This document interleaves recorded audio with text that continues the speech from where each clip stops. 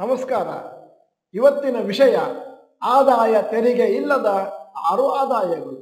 ನಾನು ಡಾಕ್ಟರ್ ಭರತ್ ಚಂದ್ರ ಕಟ್. ವಿಡಿಯೋಗಳ ಉದ್ದೇಶ ಕನ್ನಡಿಗರ ಫೈನಾನ್ಷಿಯಲ್ ಎಜುಕೇಶನ್. ಬಹಳ ಜನರು ನಮಗೆ ಕೇಳುವ ಪ್ರಶ್ನೆ, ಸರ್ ಇನ್ಕಮ್ ಟ್ಯಾಕ್ಸ್ ಕಟ್ಟಿ ಕಟ್ಟಿ ಕಟ್ಟಿ ಸಾಕಾಯಿತು, ಯಾವುದಾದ್ರೂ ಇನ್ಕಮ್ ಇದ್ರೆ ಹೇಳಿ, ಅದಕ್ಕೆ ಯಾವ ಟ್ಯಾಕ್ಸ್ ಕೂಡ ಇರಬಾರ್ದು. ಅದಕ್ಕೋಸ್ಕರ ಇವತ್ತಿನ ವಿಡಿಯೋನ ನಿಮ್ಮ ಮುಂದೆ ಇಟ್ಟಿದ್ದೇವೆ. ಸಾಮಾನ್ಯವಾಗಿ ನೀವು ನಿಮ್ಮ ಎಕ್ಸ್ಪೆನ್ಸಸ್ಗಳನ್ನು ನೋಡಿದ್ರೆ ಅದರಲ್ಲಿ major expense income tax payment. ಆದಾಯ ತೆರಿಗೆಯನ್ನು ನಾವು ಕಡ್ಡಾಯವಾಗಿ ಕಟ್ಟಲೇಬೇಕಾಗುತ್ತೆ, ಮತ್ತೆ ಎಲ್ಲಾ ಟ್ರಾನ್ಸಾಕ್ಷನ್ ಕೂಡ ಕಟ್ಟಲೇಬೇಕಾಗುತ್ತೆ. ಆದರೆ ಇವತ್ತು ನಿಮ್ಮ ಮುಂದೆ ಇಡ್ತಾ ಇರುವಂತಹ ಪಟ್ಟಿಯಲ್ಲಿ ಯಾವ ಯಾವ ಆದಾಯಕ್ಕೆ ಟ್ಯಾಕ್ಸ್ ಇಲ್ಲ ಅನ್ನೋದನ್ನ ಇಟ್ಟಿದ್ದೇವೆ. ಮೊದಲನೇದ್ದು ಅಗ್ರಿಕಲ್ಚರಲ್ ಇನ್ಕಮ್. ಅಗ್ರಿಕಲ್ಚರ್ ಇಂದ ನಿಮಗೇನಾದ್ರೂ ಆದಾಯ ಬಂದ್ರೆ ಅದಕ್ಕೆ ಇನ್ಕಮ್ ಟ್ಯಾಕ್ಸ್ ಇಲ್ಲ. ಬೇರೆ ಸೋರ್ಸ್ ಇಂದ ನಿಮಗೆ ಎಷ್ಟೇ ಆದಾಯ ಬಂದರೂ ಕೂಡ, ಎಷ್ಟೇ ಲೆವೆಲ್ ಅಲ್ಲಿ ನಿಮಗೆ ಆದಾಯ ಇದ್ರೂ ಕೂಡ, ಅದಕ್ಕೆ ನೀವು ಎಷ್ಟೇ ಇನ್ಕಮ್ ಟ್ಯಾಕ್ಸ್ ಕಟ್ತಾ ಇದ್ರು ಕೂಡ, ಯಾವ ಬ್ರಾಕೆಟ್ ಅಲ್ಲಿ ಕಟ್ತಾ ಇದ್ರು ಕೂಡ ಅಗ್ರಿಕಲ್ಚರ್ ಇನ್ಕಮ್ಗೆ ಯಾವ ಟ್ಯಾಕ್ಸು ಇಲ್ಲ.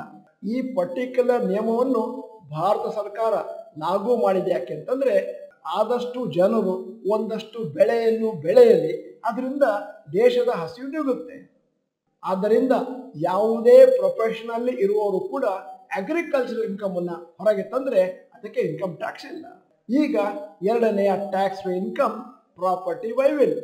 ನಿಮಗೇನಾದ್ರೂ ಇನ್ಹೆರಿಟೆನ್ಸ್ ಇಂದ, ಅಂದ್ರೆ ನಿಮ್ಮ ತಂದೆಯಿಂದ, ತಾಯಿಯಿಂದ ಇತ್ಯಾದಿ ಇತ್ಯಾದಿ ಕೈಂಡ್ ಆಫ್ ಜ್ಯುವೆಲರಿ ವೆಲ್ತ್ ಬಂದ್ರೆ ಅದಕ್ಕೆ ನೀವೇನು ಟ್ಯಾಕ್ಸ್ ಕಟ್ಟಬೇಕಾಗಿಲ್ಲ. ಬಹಳಷ್ಟು develop countries, US, Canada, Australia, England ಅಲ್ಲಿ ಇನ್ಹೆರಿಟೆನ್ಸ್ ಟ್ಯಾಕ್ಸ್ ಅಂತ ಹಾಕ್ತಾರೆ.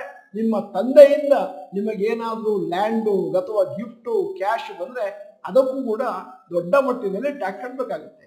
ಆದರೆ ಮುಂದಿನ ದಿನಗಳಲ್ಲಿ ಭಾರತದಲ್ಲಿ ಕೂಡ ಇನ್ಹೆರಿಟೆನ್ಸ್ ಟ್ಯಾಕ್ಸ್ ಅನ್ನ ಜಾರಿಗೆ ತರುವಂತ ಎಲ್ಲಾ ಸಾಧ್ಯತೆಗಳಿವೆ.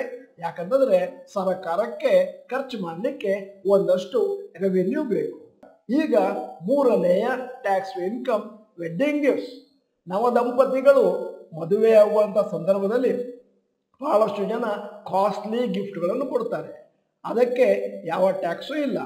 ಆದರೆ ಆ ಪರ್ಟಿಕ್ಯುಲರ್ ಗಿಫ್ಟು ನಿಮ್ಮ ಮದುವೆ ಸಂದರ್ಭದಲ್ಲಿ ಬಂದಿರಬೇಕು, ಅಥವಾ ಕೆಲವು ವಾರ ಕೆಲವು ತಿಂಗಳ ಸಂದರ್ಭದಲ್ಲಿ ಬಂದಿರಬೇಕು. ಬಹಳ ದಿನಗಳ ಮೇಲೆ ಅದನ್ನೇನಾದ್ರೂ ಡಿಕ್ಲೇರ್ ಮಾಡಿದ್ರೆ ಅದನ್ನು ನಿಮ್ಮ ಇನ್ಕಮ್ ಒಂದು ಪರಿಗಣಿಸಿ ಅದಕ್ಕೆ ಟ್ಯಾಕ್ಸ್ ಹಾಕಿ ಹಾಕ್ತಾರೆ.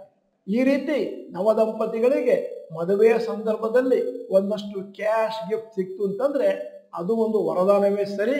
ಯಾಕಂದ್ರೆ ಆ ಹಣವನ್ನು ನಾವು ಟ್ಯಾಕ್ಸ್ ಫ್ರೀ ಆಗಿ ಪಡೆದಿದ್ರಿಂದ ಒಳ್ಳೆಯ ಜಾಗದಲ್ಲಿ ಮುಂದಿನ ದಿನಗಳಿಗೆ ಭವಿಷ್ಯದಲ್ಲಿ ಒಳ್ಳೆಯ ಲಾಭ ಬರಲಿ ಅಂತ ಕೊಡಬಹುದು. ನಿಮ್ಮ ಜನ್ಮದಿನದ ಆಚರಣೆಯ ಸಂದರ್ಭದಲ್ಲಿ ನಿಮಗೇನಾದ್ರೂ ಗಿಫ್ಟ್ಗಳು ಅಂದ್ರೆ 50,000ಕ್ಕಿಂತ ಜಾಸ್ತಿ ಇದ್ರೆ, ಅದು ನಾನ್ ಬ್ಲಡ್ ರಿಲೇಟಿವ್ಸ್ ಇಂದ ಬಂದಿದೆ ಅಂತಂದ್ರೆ ಅದನ್ನು ನಿಮ್ಮ ಆದಾಯದ ಪರಿಗಣಿಸಿ ನೀವು ಅದಕ್ಕೆ ಟ್ಯಾಕ್ಸ್ ಕಟ್ಟಬೇಕಾಗುತ್ತೆ. ಈಗ ನಾಲ್ಕನೆಯ tax free income share of profit from partnership firm. ನೀವು ಯಾವುದೋ ಒಂದು ಪಾರ್ಟ್ನರ್ಶಿಪ್ ಫರ್ಮ್ ಅಲ್ಲಿ ಪಾರ್ಟ್ನರ್ ಆಗಿದ್ದೀರಿ, ಅಲ್ಲಿ ನಿಮಗೆ ಶೇರ್ ಆಫ್ ಪ್ರಾಫಿಟ್ ಅಂತ ಬರುತ್ತೆ, ಅದಕ್ಕೆ ನೀವು ಟ್ಯಾಕ್ಸ್ ಕಟ್ಟಬೇಕಾಗಿಲ್ಲ. ಯಾಕಂತಂದ್ರೆ ಪಾರ್ಟ್ನರ್ಶಿಪ್ ಫರ್ಮ್ ಬಂದ ಪ್ರಾಫಿಟ್ಗೆ ಈಗಾಗಲೇ ಟ್ಯಾಕ್ಸ್ ಕಟ್ಟಿರುತ್ತೆ.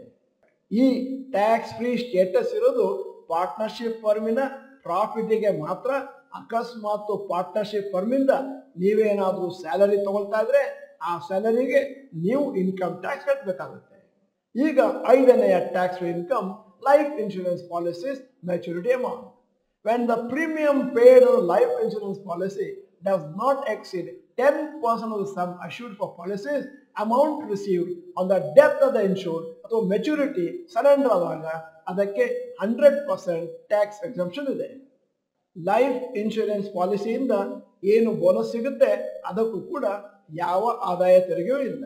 ಈಗ ಆರನೆಯ ಮತ್ತು ಕೊನೆಯ tax income up to ₹1.25 lakhs per annum capital gains on shares and mutual funds. ನಿಮ್ಮ ಹತ್ರ ಒಂದಷ್ಟು ಷೇರುಗಳು ಮ್ಯೂಚುವಲ್ ಫಂಡ್ಗಳಿದ್ದಾವೆ, ಅದನ್ನು ಮಾರ್ತೀರಿ ಯಾವುದೋ ಒಂದು ಪರ್ಟಿಕ್ಯುಲರ್ ಫೈನಾನ್ಷಿಯಲ್ ಇಯರಲ್ಲಿ. ಅಲ್ಲಿ ನಿಮಗೆ ಬಂದಂತ 1.25 lakh ಪ್ರಾಫಿಟ್ ಏನಿದೆ ಅದಕ್ಕೆ ಸಂಪೂರ್ಣ ಆದಾಯ ತೆರಿಗೆ ಮನ್ನಾ ಇದೆ. ಮತ್ತು ಅದರಿಂದ ಮೇಲೆ ಬಂದ ಅಮೌಂಟಿಗೆ ನೀವು 12.5% ವರೆಗೂ ಟ್ಯಾಕ್ಸ್ ಕಟ್ಟಬೇಕಾಗುತ್ತೆ. ಉದಾಹರಣೆಗೆ ನಿಮಗೆ ಕ್ಯಾಪಿಟಲ್ ಗೇನ್ಸ್ 1.5 lakhs ಬಂತು, ನೀವು capital gains up to only 25,000ಗೆ ಮಾತ್ರ 12.5% ಕಟ್ಟಬೇಕಾಗುತ್ತೆ.